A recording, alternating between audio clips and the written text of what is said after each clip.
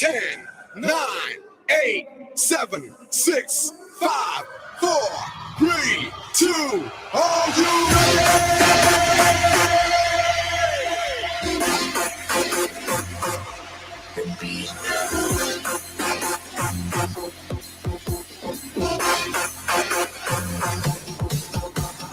Party starter, you feel the flow. I'm the party starter. Are you ready to go? I'm the party starter, party starter, party starter, party starter. I'm the party starter. Everybody, let's go. I'm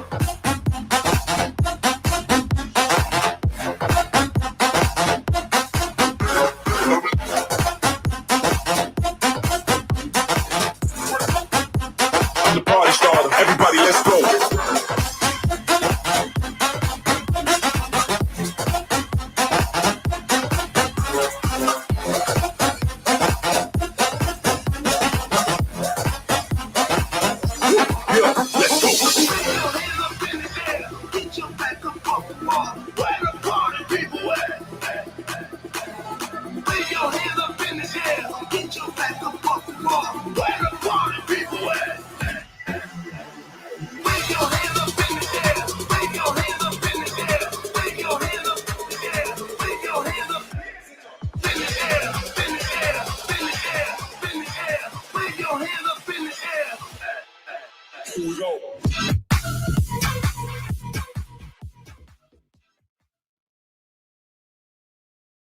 Well, welcome to another episode of Diwali Gupshup from Indo-Canada Arts Council. And today we have someone who is well known for her grace, her beauty, her ability to command the stage. In studio with us, we have Lata Pada, who is known as a dancer, but much, much more than that. She's the artistic director and founder of Sampradaya Dance Creations, a company that is been in the forefront of South Asian dance here in Toronto and in Canada and across the world, really well known for that. Welcome to our show today, Lata.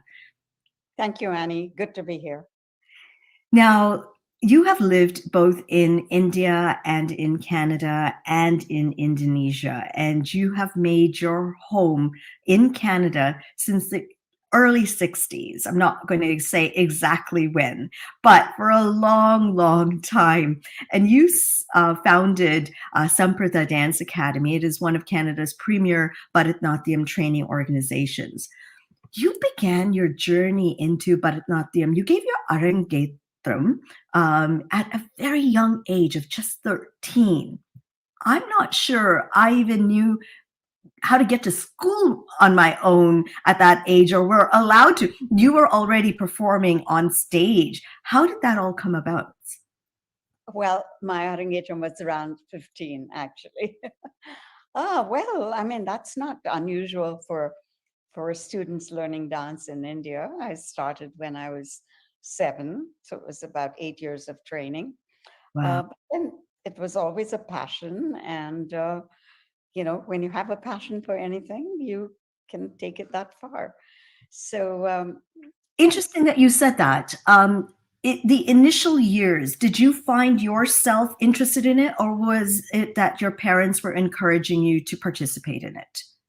In my case, it was a passion. I didn't need any, goading or, encouragement is always good, but it was my own interest. Now, it's quite interesting. Now, in 1990, you founded Sampradaya Dance Creations, and it is here located in Mississauga. How many students have you had pass through those doors?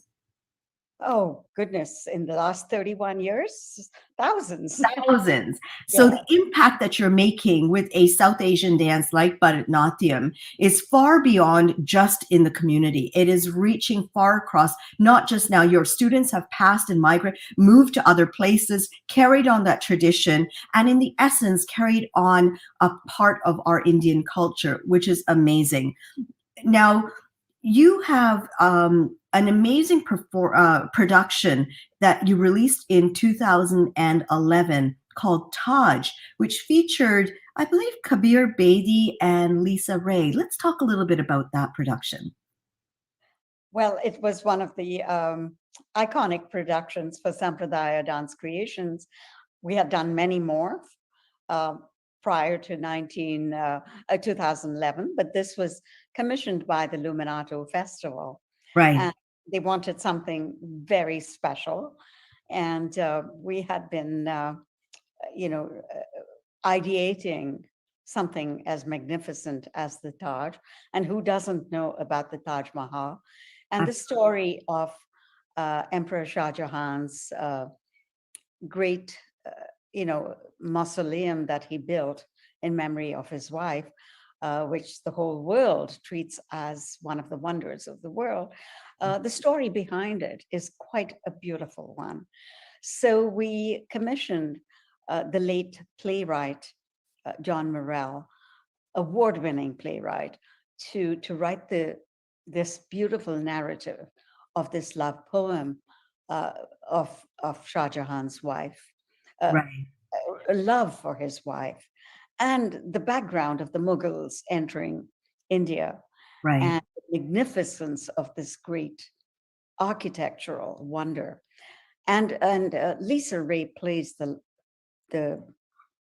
part of his daughter as she nurses him through his later days. And so it's a production with 10 dancers. It's a theatrical production because both Kabir and Lisa have, it's spoken word, and then incredible. He's a technical- brilliant actor. I have seen him for decades in even Western. He also featured in an Italian series. He fits the part of Shah Jahan so perfectly with that beard of his, that tailored, structured his features. He fits that role, and Lisa Ray is beautiful. This went on to actually premiere at the Harbourfront Center at the Fleck Theatre there, and then actually went on to tour in 7 cities. Across Canada, yes, in 2013.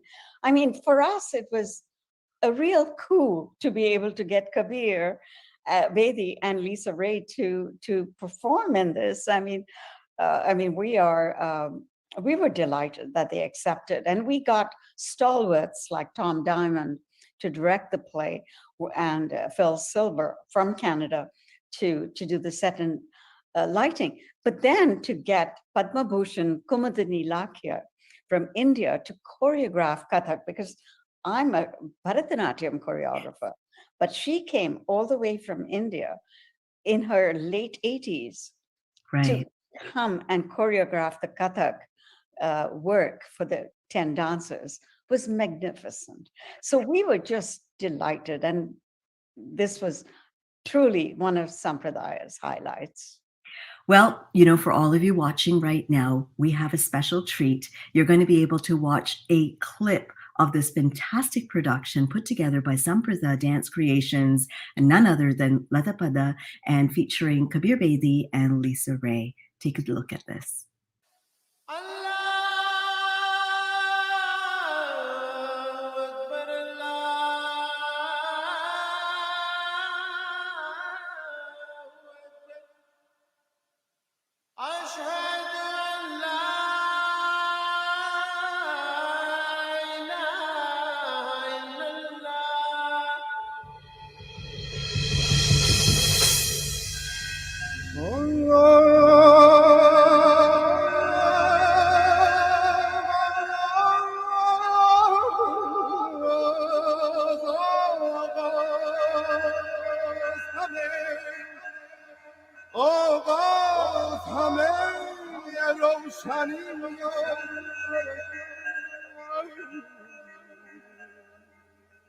The beginning is bright, warm as a stone that slumbers in the sun. Now the stone is awake, alive. Splendor and power and children and peace. But such things cannot last. Life is a wheel, which rolls towards death.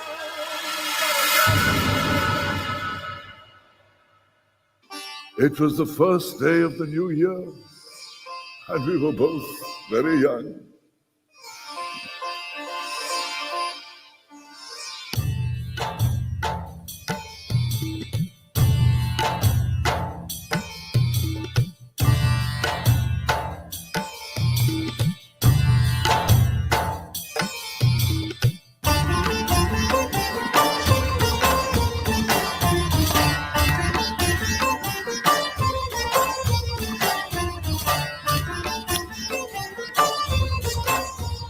Whatever the cost, I will build you this home. Will it not make our love live forever?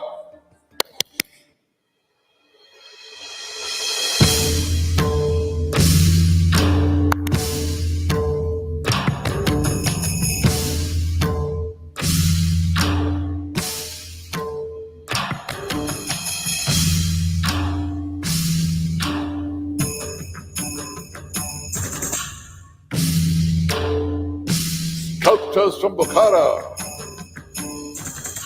shaping stone from Rajasthan, crystal and jade from China,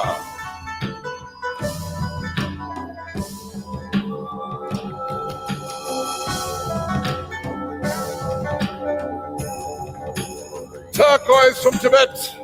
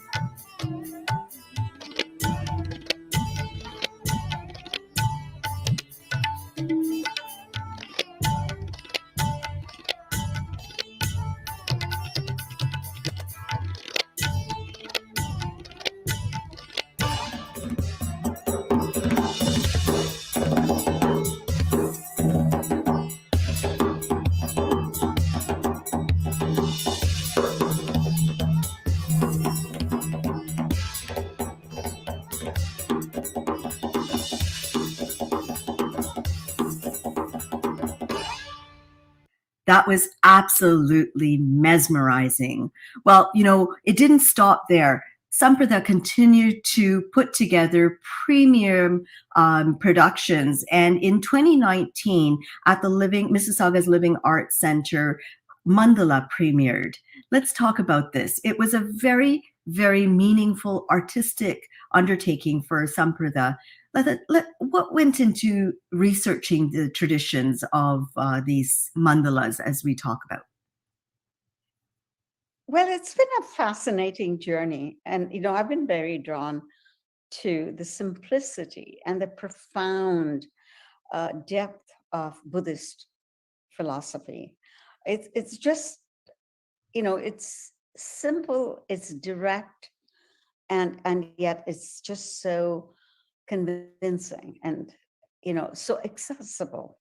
So the more I researched it, I was also fascinated by the exquisite artistry of the sand mandalas, and yet even then the profound message of life's impermanence behind the making and the creation of the sand mandalas, where it takes 5-6 days to create with such great detail and painstaking work which are created by 3 or 4 monks, Yes. hunched over the design. Yes. And then at the end of it, just with absolutely no attachment Yeah. to the hard work and that they put in, they just brush it all away. They brush it away, and it is actually an absolute treat to watch them put it together, because you would think that they're painting with a brush. They're not. They're No. trailing the colors and the patterns through their fingers and grains of sand.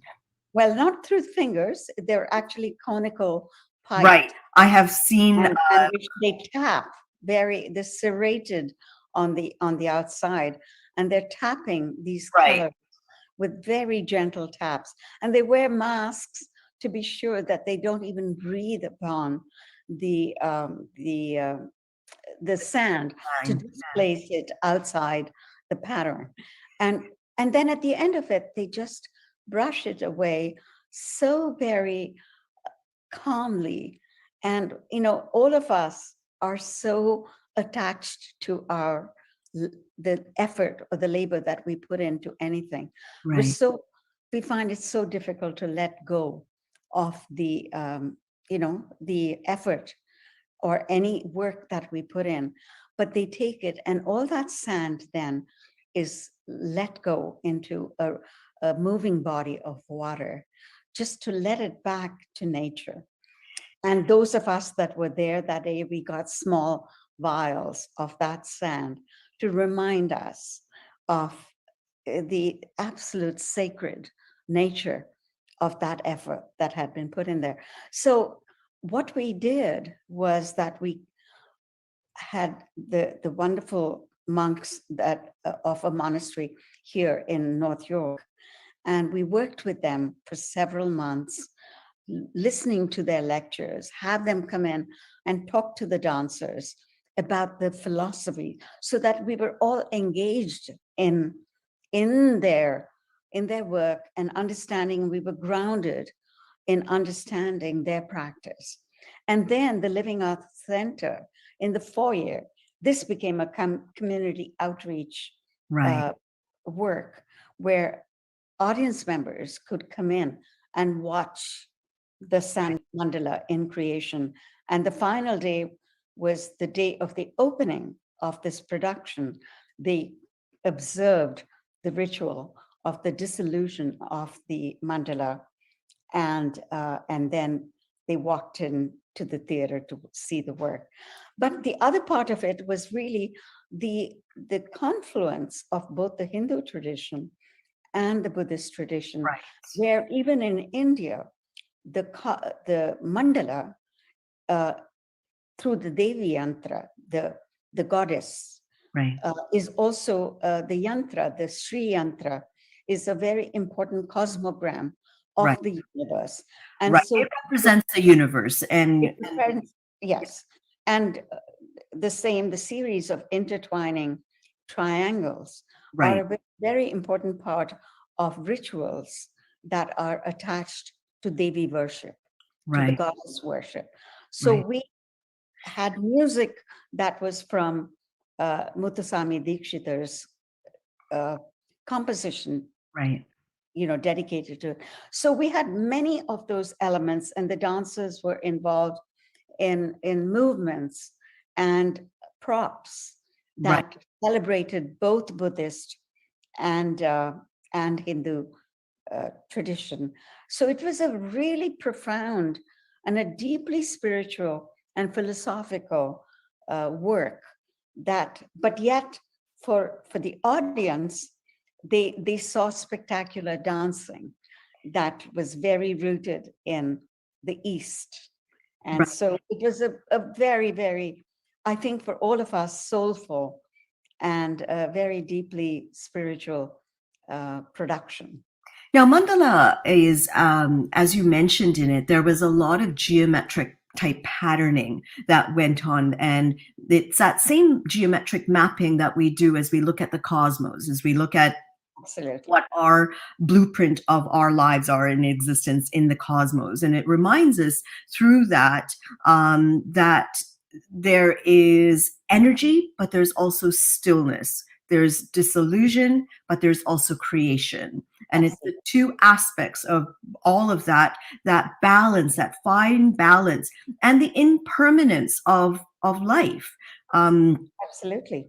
And whatever begins will end, and whatever Right, ends will begin. It is the circularity of exactly. life, and reminds us that we must let our egos disappear, because ego comes in the way of our happiness, of our fulfillment. It prevents us from finding true happiness, true peace in our lives. Now, mandala is in the meaning in Sanskrit, are sacred sort of symbols that are used for meditation, for prayer, for healing, for art therapy. And it's used both in adults as well as children. Mandalas have been shown in clinical studies to boost the immune system and Mhm. reduce stress and pain. It helps to promote lower blood pressure, promote sleep, lots of very positives that come from this look of this mandala. What you're going to watch right now is a clip of mandala that's going to be played. It was performed by 8 dancers and 4 musicians. Take a look at this.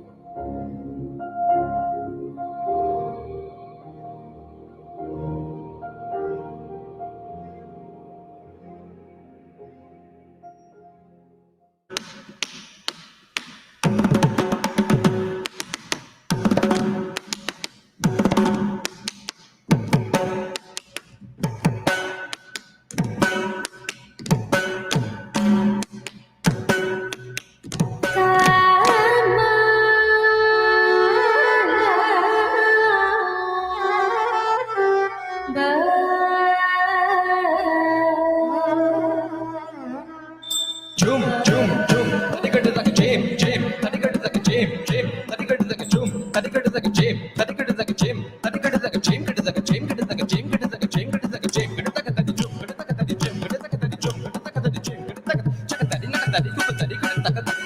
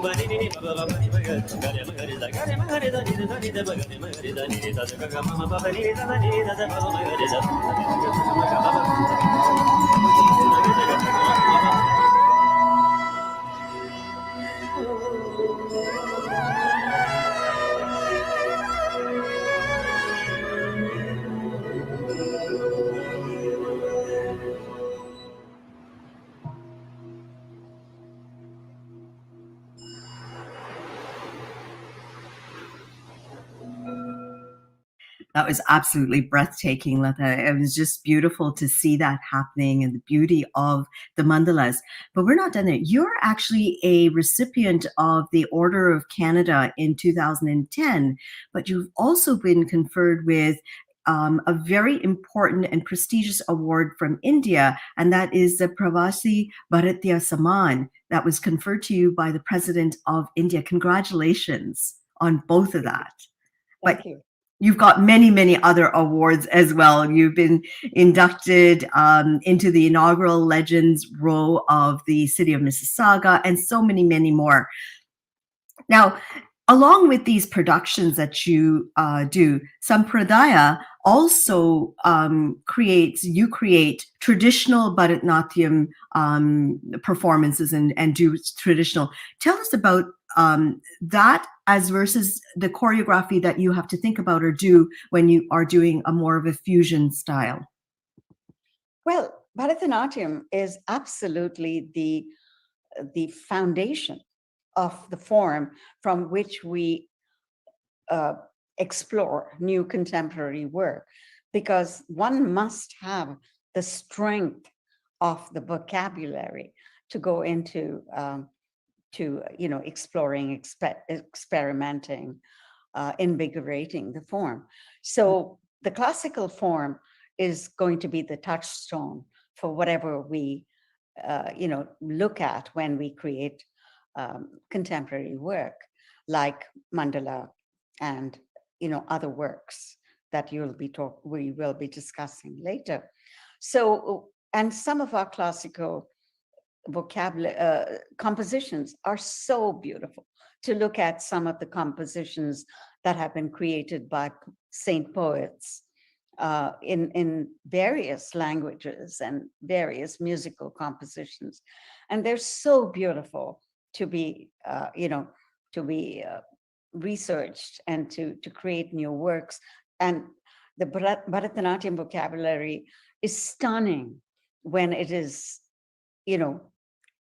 when it is created in those musical formats. So yes, I mean, we actually, for every season, we intersperse something new, but we always then explore new compositions within the classical format as well. Now, you combined your force of Bharatanatyam with the distinguished Balinese choreographer, Dr. Wayan Dibia. Now, he is a master in Balinese dance, especially a form of mass dance called, I think I'm saying it right, is it topeng? Topeng, yes. Right. Yes. And you combined the narrative of both forms of dance, which actually have a foundation that is unique and similar. Absolutely, yes. Well, all those years that I lived in Indonesia for 10 years, actually, brought me very close to Balinese dance. And I actually learned some when I lived in Indonesia. And I've just had a lifelong fascination for anything Indonesian. I speak the language extremely wow, well. I didn't know that. Yes. Wow, yes, that's incredible. Well, universal and timeless, Pralaya tells a story, a tale of dynastic conflict, of earth-shattering chaos, and finally, an abiding calm simmering with potential and potential of being shattered again. Now, this potentiality, does that come out in the dance itself? It does. It does. It does. And when we toured it in 2019 to India and Indonesia, we finished this tour in December 2019. And then, of course, we relaxed and came back to Canada. And lo and behold, the pandemic hit. Right. And it was almost a foretelling of exactly what Pralaya was. The message in Pralaya was about the callousness of humanity towards each other, about evil, about the potential to destroy each other, to implode from within because of age-old conflicts, and translated into the modern context about our disregard for nature, our disregard for environmental destruction. Though we used a small narrative from the Mahabharata, which, by the way, Asian countries like Thailand, Cambodia, Indonesia, Laos have all celebrated the Ramayana and the Mahabharata Yes, I learned that for the first time. centuries. Yeah, I wasn't aware of that. Absolutely, because the trade routes from India between the two countries also took a large part of our cultural traditions over to these countries. So even now in Indonesia, even more commonly in Indonesia than in India, you will see the Ramayana and the Mahabharata being performed against the backdrop of beautiful Hindu temples, 6th century, 7th century temples. So this was a collaboration that was so organic between Dr. Divya and myself. I spent 3 years traveling to Bali and discussing it with Dr. Divya. Our Wow. dancers spent weeks in Bali creating this work. And it has to be one of the most magnificent. And Dr. Divya acknowledges that it's his best collaboration that he has ever had. And if you watch the video, you will see the organic and the seamless confluence of both the dance vocabularies, the music, and the gender neutral way we fashioned the choreography. And Now, 5 Balinese dancers, including him and me, and 5 Bharatanatyam so dancers. you had 10 dancers in total. Now it blends Bharatanatyam and Balinese dance in this very singular sort of tight-knit entity called Pralaya. It presents various ideas through multimedia. You had masks going, you have music happening. We had masks, we had shadow puppets, which are common in India and in Bali, Right. across Indonesia. The music is a seamless intermixing of Balinese instruments and Indian instruments. Yes, and the costumes were done by Sandhya Raman of Balinese Ikat. The music was by Praveen Rao of Bangalore. There's so much demand for it again to be toured.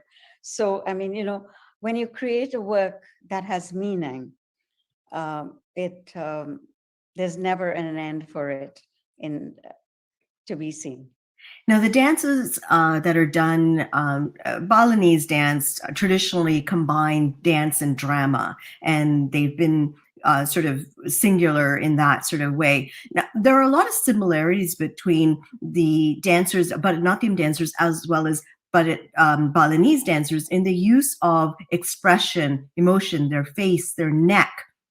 The movements of the Balinese dancers as they move their neck from side to side, as almost as though it were rubbernecks, you know, and it's very precise and stylized as well. And that's the finger movements in Bharatanatyam also are very precise and tell a tale or a story as well. But they use differently. They use very differently. So our Bharatanatyam dancers had to use their type of movement where they have hyper use of the eyes, which we don't, whereas ours are more subtle, but they have very raised shoulders in the way they hold up their arms. And so they had to study Bharatanatyam movements. We spent many weeks taking classes. So it was not a hybrid, it was not a cut and paste. Right. It was very organic development of the choreography. Pralaya means the destruction and dissolution of the universe, and it's a contemplation of humanity's propensity to really push to the world to the brink, to that brink of destruction. And as Lata just mentioned, it was sort of foreboding that this happens, and then the rest of the world, we all went into this phase of this pandemic, and it was quite interesting that the timing of all of that that happened. So for all of you watching, it's an absolute treat to watch another production that Sampradaya has put together. But here, what you're going to see is a mixture of Bharatanatyam and Balinese dance in the production called Pralaya.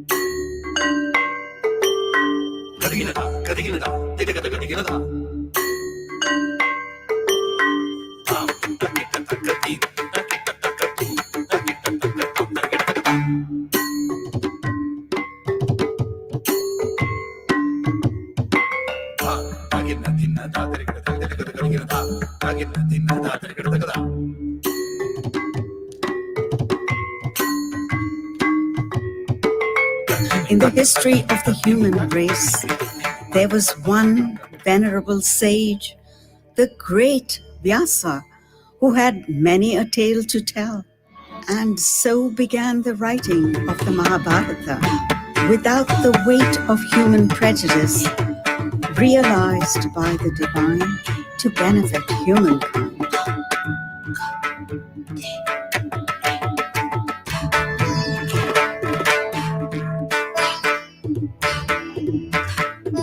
100,000 verses tell the tales of the Mahabharata. It is the story of the Kuru dynasty, of the 5 noble Pandavas, and of the 100 conniving Kauravas.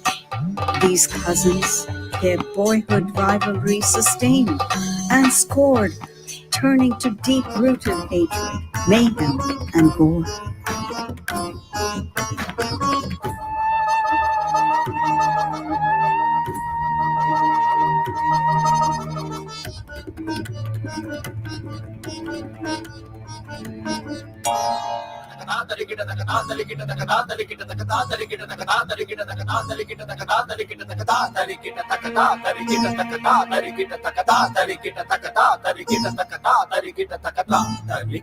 What did he see?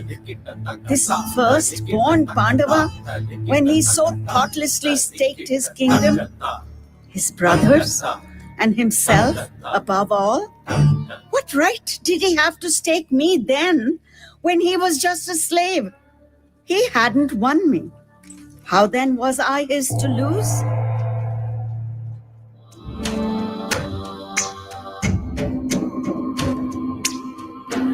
The battlefield carpeted with crusting blood, laments long and loud. It rents the air into tattered shreds of pain and mourning. Where will this end? This union of greed, hate, and vengeance. Why are we made to repeat our errors in perpetuity? An endless journey, a cycle of tearing each other and the world apart. Greed begets hate and lets it multiply and sound symbols of doom across the sky. Can wisdom return? Can peace prevail? What of love? Does it not have a place? Can it not be the potent power to nourish and cherish? Should love not forgive, to diminish the rancor and douse the anger. Comprehend creation in its entirety and fathom cosmos in its enormity. Know that killer and killed are one, same as the disbeliever and devout are one. One are we, for we are they, and they are us.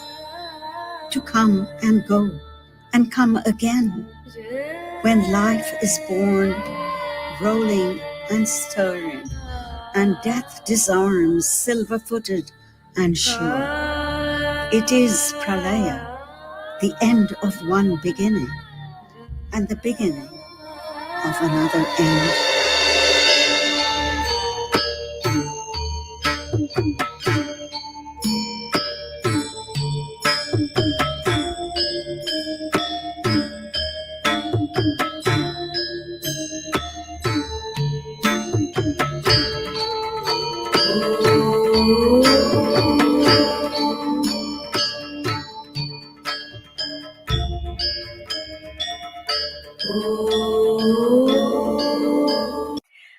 And so we come back right now to talk about your most latest performance, and that just happened a couple of weekends ago. It was something called Songs of the Blue God. What was that all about? Well, it was Songs of the Blue God. Krishna is called the Blue God. So it was an evening, actually 3 evenings of solo compositions danced by Sampradaya's company dancers on compositions devoted to Krishna at various phases in his life in different languages, different composers with live music. And this is our first public performance Right. that we've had after being, In shut lockdown? down. Yeah, which In lockdown. affected, all of us as artists, right? For someone like myself who's on stages and supporting and photographing artists, to find the entire world in a lockdown situation where we're not finding ourselves in front of a live audience, the thrill of being back on stage again, it beats none Absolutely. Absolutely. And we had 5 brilliant musicians, all from Toronto.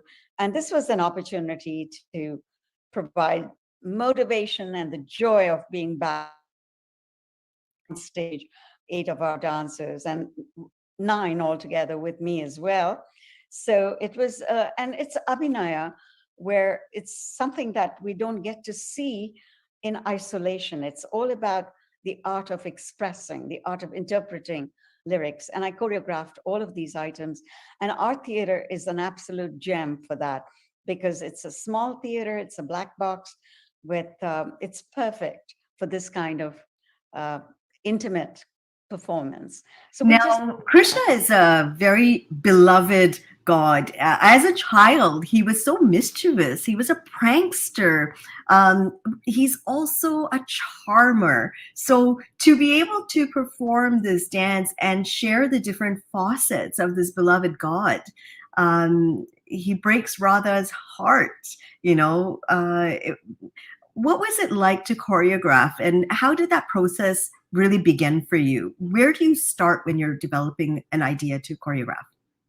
Well, I mean, that's why he's called the enigmatic Krishna, right from that little child who's a mother's delight, to that butter thief and that prankster Krishna, to the one who is Radha's soulmate, to the one who rejects Radha and spends the night with somebody else. Krishna, and yet he's the one who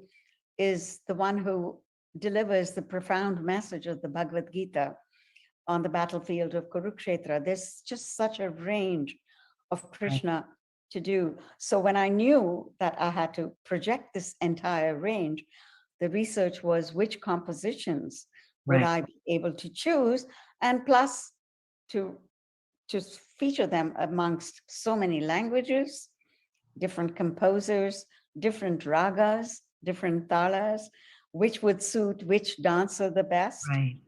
And so that was all the research that I had to do for several months before, and then rehearsing it with the musicians. And now that's a very interesting aspect that you touched upon, is that we look upon a choreography and we see just the final results, but the actual process of it, where does it begin for you? Does it begin in the story form, in a written form, or does it begin with a picturization in your head? Oh no, it's about finding the lyrics, researching the meaning, going back to the poet's intention.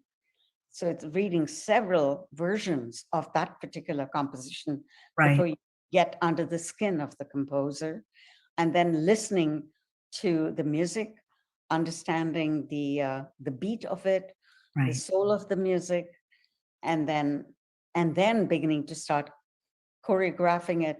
And I worked with all the dancers for several months online, because its conditions were still not safe enough to meet. And only at the last stage, there were several weeks of polishing the work in the studio and then meeting with the real. So it took a good 5 months of work before we were able to put it. Now, Sampradaya do so much more than just productions. There's a lot of community outreach work that's being done. Tell us a little bit about the work with women in the South Asian community that Sampradaya does. Well, this part of the work is handled mainly by Suma Nair, who's the assistant artistic director, and Jasmine Savant, who's the general manager. They handle this part of it, but it's very important work. And we're working on a particular project right now called Dispelling Darkness. And we were very lucky to be supported by the Ontario Arts Council for this project. And it is a work that we initially started working with the Punjabi Community Services Project Council. And then we are now currently working with the Malton Women's Council. But basically, it was to work with women who have suffered family violence, partner violence, and who have, who left abusive situations and now are trying to find their feet and looking for support situations, but using the arts to be able to find a voice again, and helping them to sort of recover their own sense of identity, recover their confidence, but using the arts. So we've, whether it's been, using theater, song, movement, or even the visual arts. We've worked with several specialists in the field, and we're continuing to do that right now. And that's been a very important project for us. And we're also looking to working with youth who are suffering from various mental health issues due to the pandemic and otherwise.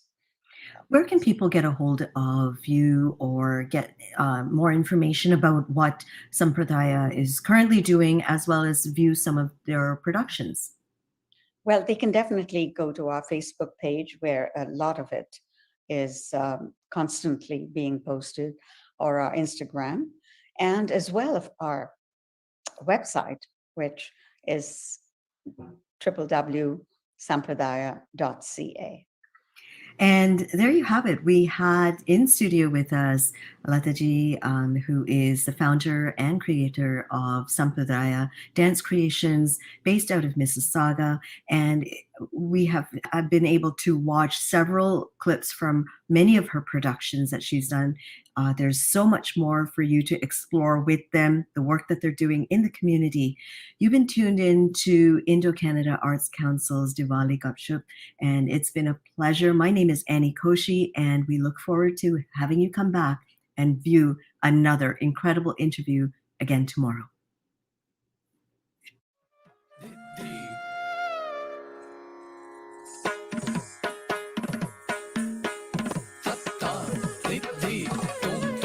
Dum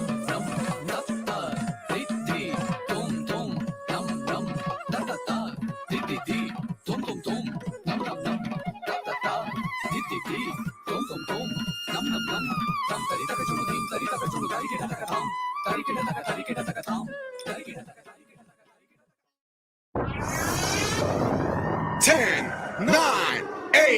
7, 6, 5, 4, 3, 2. Are you